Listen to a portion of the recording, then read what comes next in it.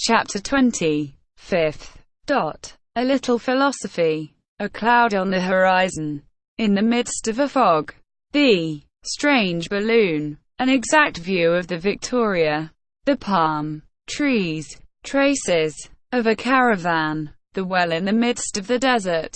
On the morrow, there was the same purity of sky. The same stillness of the atmosphere. The balloon rose to an elevation of 500 feet. But it had scarcely changed its position to the westward in any perceptible degree. "We are right in the open desert," said the doctor. "Look at that vast reach of sand. What a strange spectacle. What a singular arrangement of nature. Why should there be, in one place, such extreme luxuriance of vegetation yonder, and here, this extreme aridity, and that in the same latitude, and under the same rays of the sun?" "The why concerns me but little," answered Kennedy. "The reason interests me less than the fact. The thing is so. That's the important part of it." "Oh, it is well to philosophize a little, Dick. It does no harm. Let us philosophize, then, if you will. We have time enough before us. We are hardly moving. The wind is afraid to blow. It sleeps. That will not last forever," put in Joe. "I think I see some banks of clouds in the east." "Joe's right," said the doctor, after he had taken a look. "Good," said Kennedy. "Now for our clouds, with a fine rain, and a fresh wind to dash it into our faces.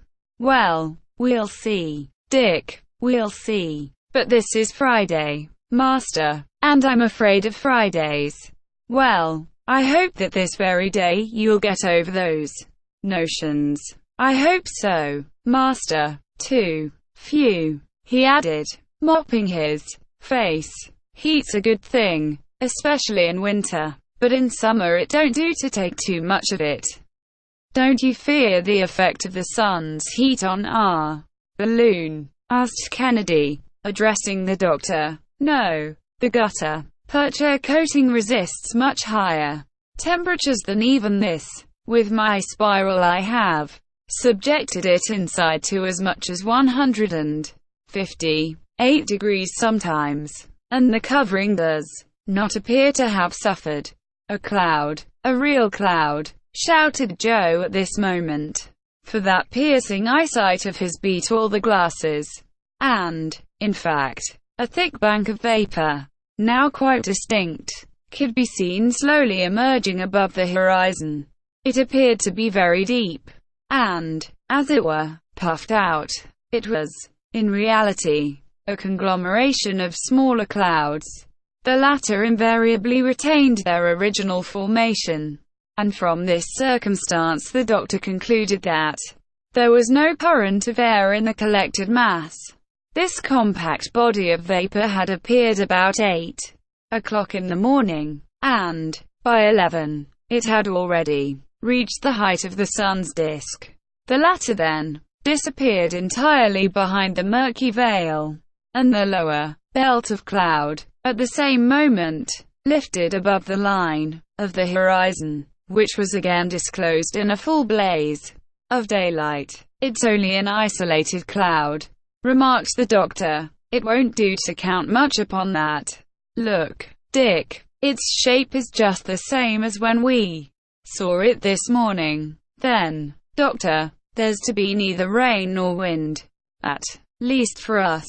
"I fear so. The cloud keeps at a great height." "Well, doctor, suppose we were to go in pursuit of this cloud, since it refuses to burst upon us. I fancy that to do so wouldn't help us much. It would be a consumption of gas, and, consequently, of water, to little purpose. But, in our situation, we must not leave anything untried. Therefore, let us ascend." And with this, the doctor put on a full head of flame from the cylinder, and the dilation of the hydrogen, occasioned by such sudden and intense heat, sent their balloon rapidly aloft, about 1,500 feet from the ground. it encountered an opaque mass of cloud and entered a dense fog, suspended at that elevation. But it did not meet with the least breath of wind. This fog seemed even destitute of humidity, and the articles brought in contact with it were scarcely dampened in the slightest degree. The balloon, completely enveloped in the vapor, gained a little increase of speed, perhaps, and that was all. The doctor gloomily recognized what trifling success he had obtained from his maneuver, and was relapsing into deep meditation, when he heard Joe exclaim, in tones of most intense astonishment, "Ah, by all that's beautiful! What's the matter, Joe?" "Doctor, Mr. Kennedy, here's something curious." "What is it?" "Then, we are not alone. Up here, there are rogues about. They've stolen our invention." "Has he gone crazy?" asked Kennedy. Joe stood there, perfectly motionless, the very picture of amazement. "Can the hot sun have really affected the poor fellow's brain?" said the doctor, turning toward him. "Will you tell me?" "Look," said Joe, pointing to a certain quarter of the sky. "By St. James!" exclaimed Kennedy. In turn, "Why, who would have believed it?" Look, doctor, I see it," said the doctor, very quietly. "Another balloon, and other passengers, like ourselves." And, sure enough, there was another balloon about 200 paces from them, floating in the air with its car and its aeronauts. It was following exactly the same route as the Victoria. "Well," said the doctor, "nothing remains for us but to make signals. Take the flag, Kennedy, and show them our colors." It seemed that the travelers by the other balloon had just the same idea. At the same moment, for the same kind of flag repeated precisely the same salute with a hand that moved in just the same manner. "What does that mean?" asked Kennedy. "They are apes," said Joe, "imitating us." "It means," said the doctor, laughing, "that it is you, Dick, yourself, making that signal to yourself. Or, in other words, that we see ourselves in the second balloon, which is no other than the Victoria.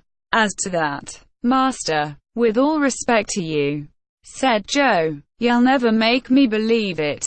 Climb up on the edge of the car, Joe. Wave your arms, and then you'll see." Joe obeyed, and all his gestures were instantaneously and exactly repeated.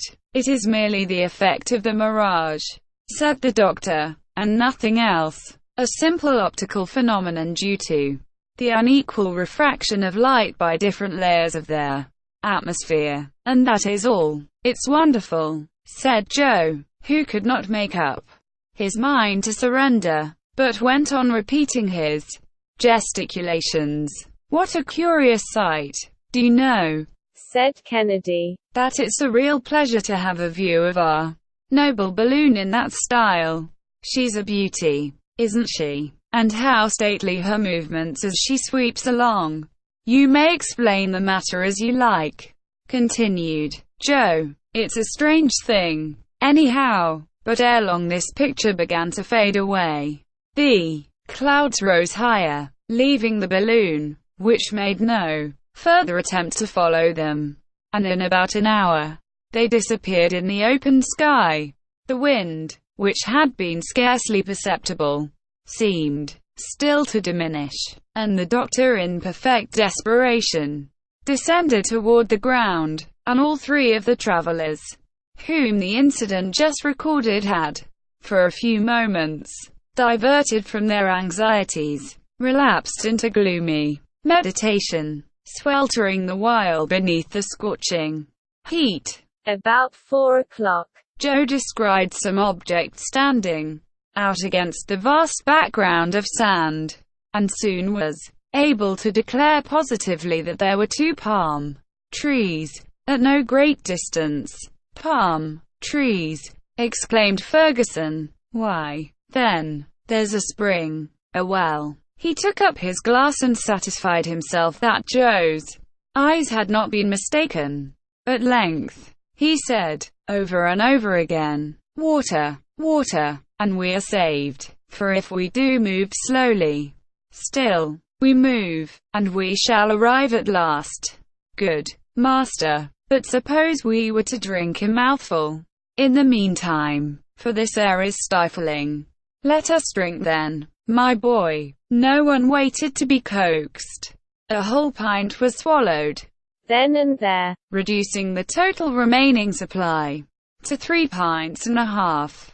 "Ah, that does one good," said Joe. "Wasn't it fine? Barclay and Perkins never turned out ale equal to that. See the advantage of being put on short allowance," moralized the doctor. "It is not great, after all," retorted Kennedy. "And if I were never again to have the pleasure of drinking water, I should agree on condition that I should never be deprived of it."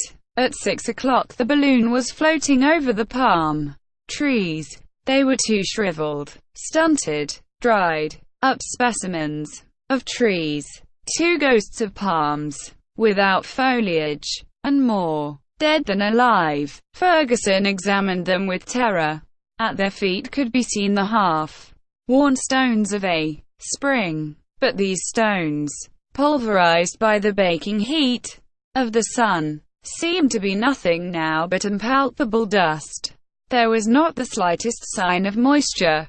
The doctor's heart shrank within him, and he was about to communicate his thoughts to his companions, when their exclamations attracted his attention. As far as the eye could reach to the eastward, extended a long line of whitened bones.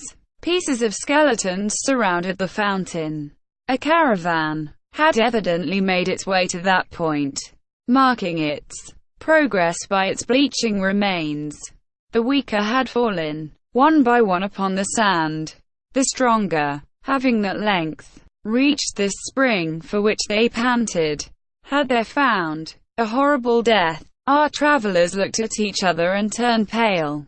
"Let us not alight," said Kennedy. "Let us fly from this hideous spectacle. There's not a drop of water here. No, Dick, as well pass the night here as elsewhere. Let us have a clear conscience in the matter. We'll dig down to the very bottom of the well.